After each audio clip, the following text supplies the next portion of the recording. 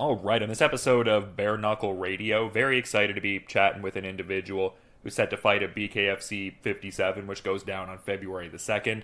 We've got Bryan Duran knuckling up and towing the line against Louie Lopez, and great having Louie on Bare Knuckle Radio. How's your day going so far there, Louie?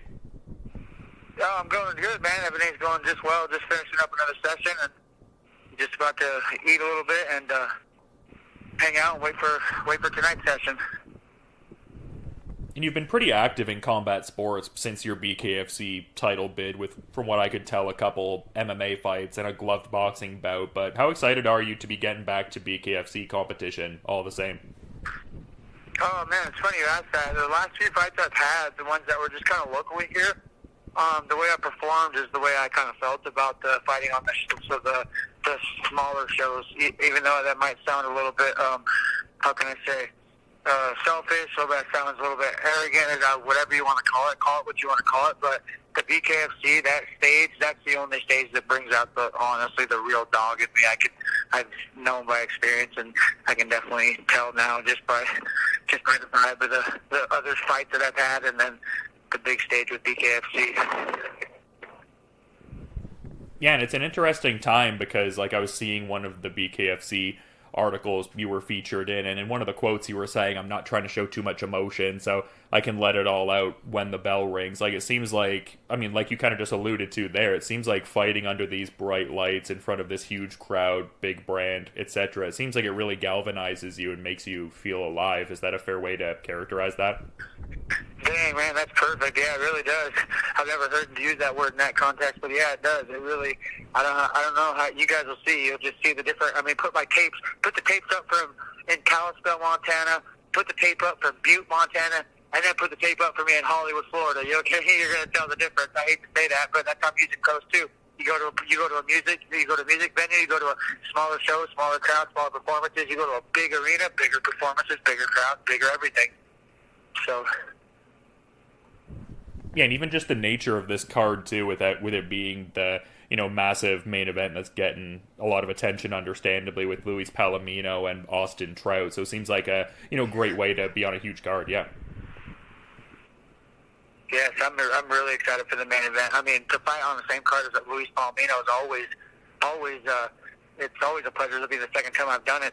He's fought some of the biggest names in the game, but also to fight on the same card as Austin Trout. I believe Austin Trout fought Canelo Alvarez. So he did. Yeah. That's something that I really look forward to.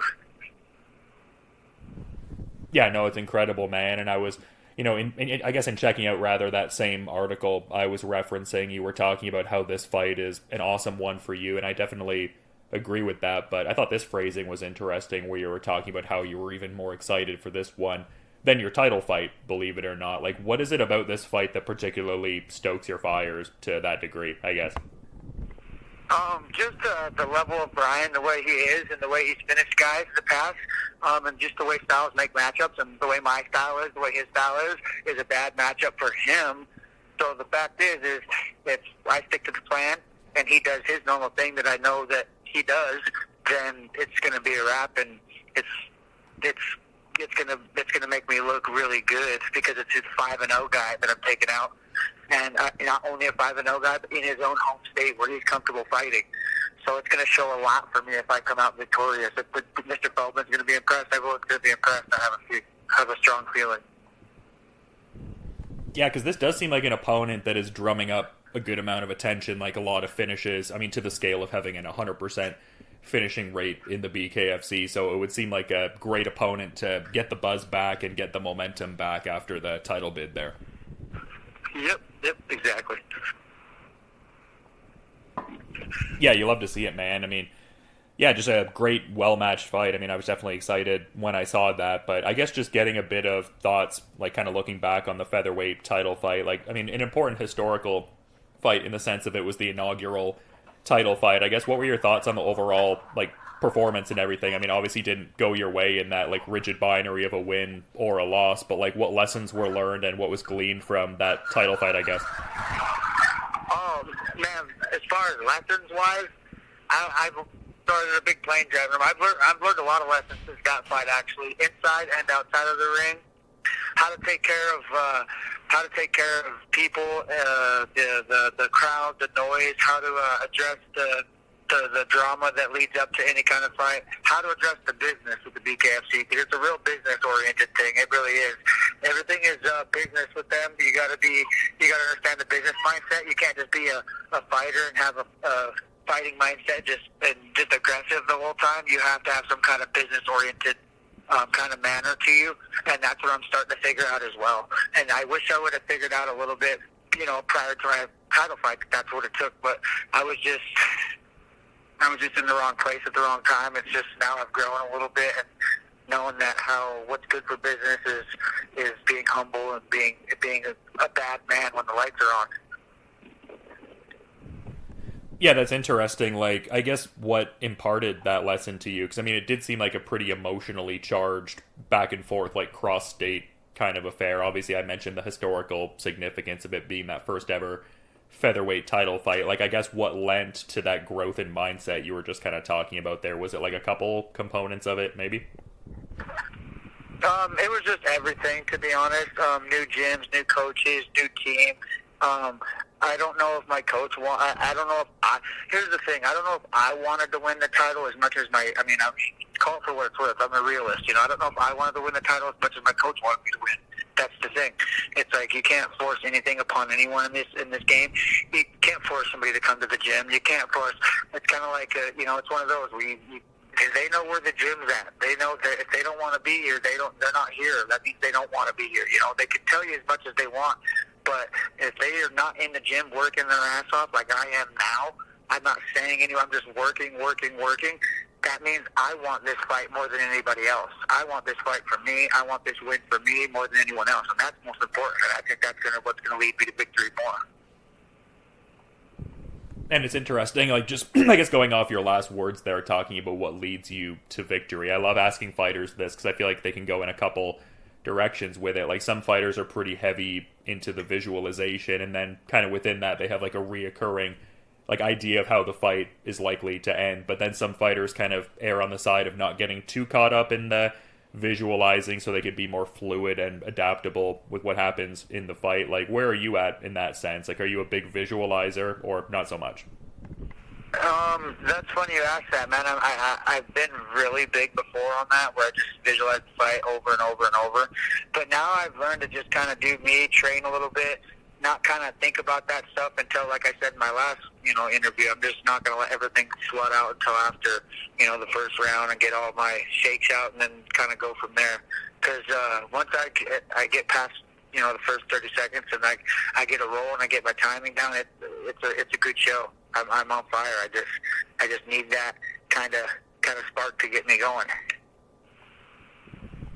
And it seems like you have a balanced mindset, all things considered, heading into this fight, like very focused on the opponent and looking to make, a quality performance, or rather generate a quality performance on such a big card and everything like that. And it seems like you also have like a good idea of just the general title picture, in as far as like it seems like you obviously would enjoy a rematch. Like if you get an emphatic win here, get the Kai Stewart rematch, but it also seems like from what you've also said too that he is kind of trying to pursue a quote unquote like big name sort of matchup. So it just seems like you have a good balanced viewpoint with how things could play out and everything. Yes, and that's what it takes. It really does take. It's all mindset. It's like when everyone says this game's 80% mental and 90%, they're true, but they got to follow up with that. You got to practice what you preach. You can't say it's 80% mental and then get out there, get touched one time, and take a knee, and then that's it. You know what I mean? You got to understand that this game is all mental. If you're not mentally prepared and the guy in front of you is mentally prepared, it doesn't matter how strong you are. You're going to mentally break. That's how this game is. That's what I've noticed from my experience as well. So, and as far as the rematch goes, I really just, honestly, I just want to play the cards as they come, and I just want to visit. But that was not who I was in the title fight. I was fighting under other circumstances. I was fighting for my coach. I felt like it wasn't me that wanted to be in there and really, really successfully win that title. So, and it showed. That's what you've seen.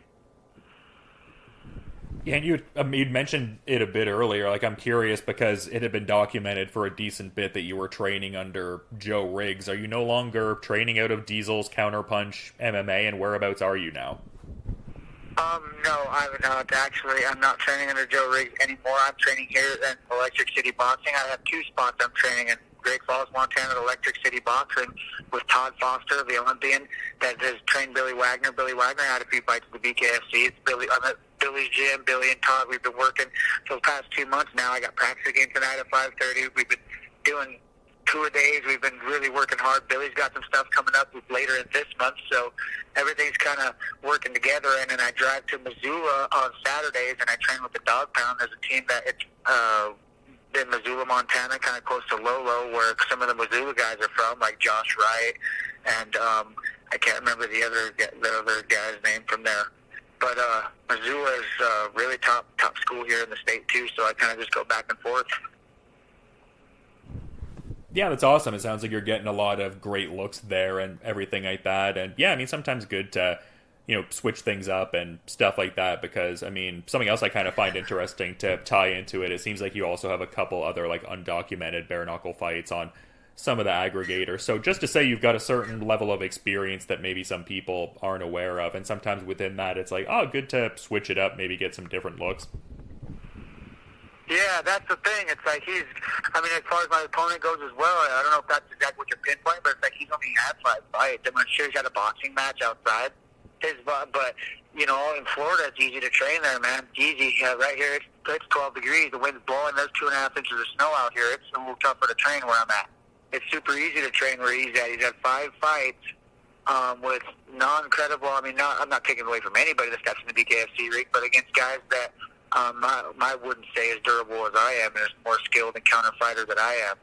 So it really, really, the experience is a lot more than you think. Even though he does have still something going for him, that we're in his home state, and that's where he's still going to stay comfortable, but still, even then, it's not going to do much for him. Yeah, I get what you're laying down there, and I feel like I'd, be remiss if I didn't, touch on this as kind of like a, last sort of consideration here, because I guess in doing my backgrounding on you, I was noticing that, your dad has a taco shop, 9th Street Taco Shop. Is that kind of the post-fight meal plan? Is that kind of the vibe, or what are we thinking? Oh, yeah, my dad has the best tacos in the town, is what people are saying. He just moved up here a couple months ago. He's only been open a few months, but yeah, he's straight. We're straight. He's from Ensenada. We're from San Diego. I only lived in Montana since I was 15. We're from San Diego. I grew up in National City. I grew up wearing uniform to school. I had to wear a uniform to school. My brother, where you had to wear navy blue pants and a white collared shirt. And I didn't know why until I got older. And I figured out why when my dad moved me out of there. So he moved me to Montana when we were about 15 or 16. And then he kind of went from there, trying to open up his business. Everything was a lot more costly here than it is in California, so he was able to get it done.